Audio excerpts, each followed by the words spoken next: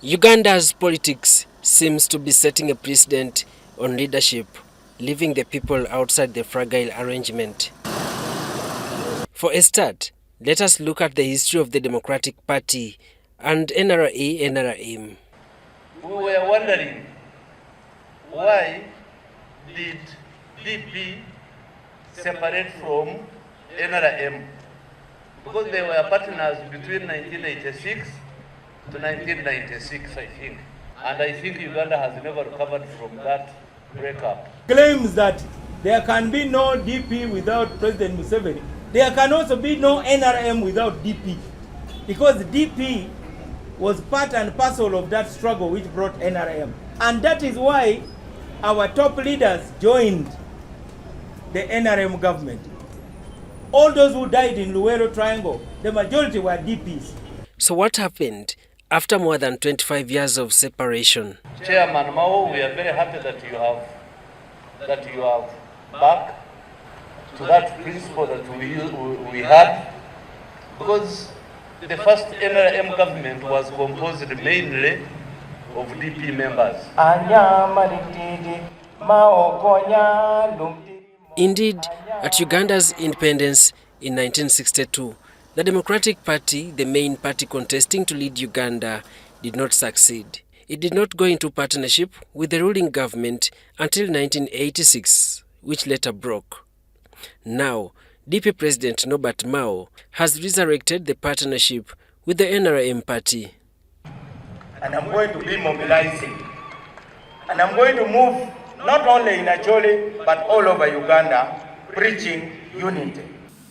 But as the Honorable Mao, who is apparently a quiet student of our tactics, reminded me, we always make a distinction between the misleaders and the misled.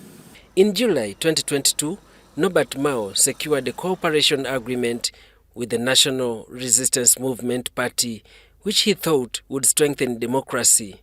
Some Democratic Party members were privy to the agreement. History will judge us wrongly, but it will judge Norbert Mao very wrongly of the Democratic Party, because it is the first time that the Democratic Party president has joined a different party. And let me tell you, fellow Ugandans, countrymen, we have no quarrel with President Mao becoming minister. He is qualified.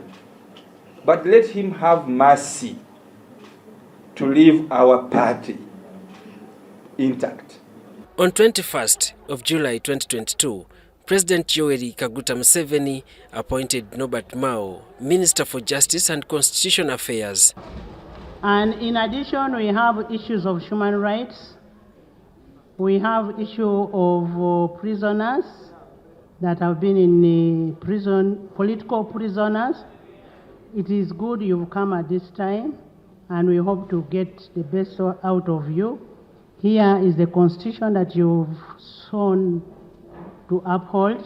This seemed to end the cancer of rigged political intolerance after DP president started working with the NRM. But the prescription icks many who question democracy. I think Mao is reading the script of Varanya, who was UPC in the 7th Parliament.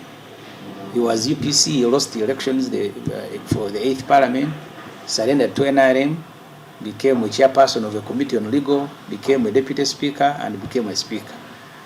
I see Mao taking that direction. There is an opportunity for him to recreate himself and his career under NRM than there is in DP and opposition. So there is no agreement. Mao was just being smarter. He is a smart person. Among the points of departure, Mao's wisdom seems to contend that the transition Uganda needs cannot happen without President Yoweri Museveni. They say to get the area of a circle, you need pi. So to craft the future, we also need President Museveni. Also, the cooperation agreement between DP and NRM is at its tail end, but the pursuit for transition is still a school of thought to a section of Ugandans. 2 months later, the president himself of the Republic of Uganda that signed this cooperation agreement told the nation that he does not agree with what Mao was telling the crowd, here transition, peaceful transition, and all these things. He said Mao was overthinking. So there is, if you're Ugandans, you can tell us whether you've seen anything that has changed since Mao joined the government, apart from selling his soul. That is one. So, to President Mao, what is the agreement? It is true, an aspiring president signed together with a sitting president. As to whether the aspiring president will ever become president, that one I don't know, and I don't care, frankly. Let me be the Moses who will not come to the promised land, but Uganda must go to the promised land. Let me remain this side, but I want to push you to go. Please go to the promised land. That's what my job is. So don't count me among those who are dying to be presidents. The Democratic Party has lost members to other political parties. Is it true to President Mao? We are not even sure who our members are anymore. Some of our leaders have books for NUP, they also have books for DP. They are registrars for DP, they are also registrars for NUP. And that is why the core of the party, some are in this formation or concoction called DA. Mao plans to lead DP for the 4th term, fronting a claim that he is the solution for division. Mr. Mao has been around for 15 years. I don't think there were no presidents before him, and I don't think he thinks that there will not be anyone after him. And I would want him to show us his levels of unification that he has done. So if a fire catches your house and the house is burning, do you chase the rats that are running from the fire, or you first save your valuables from the house?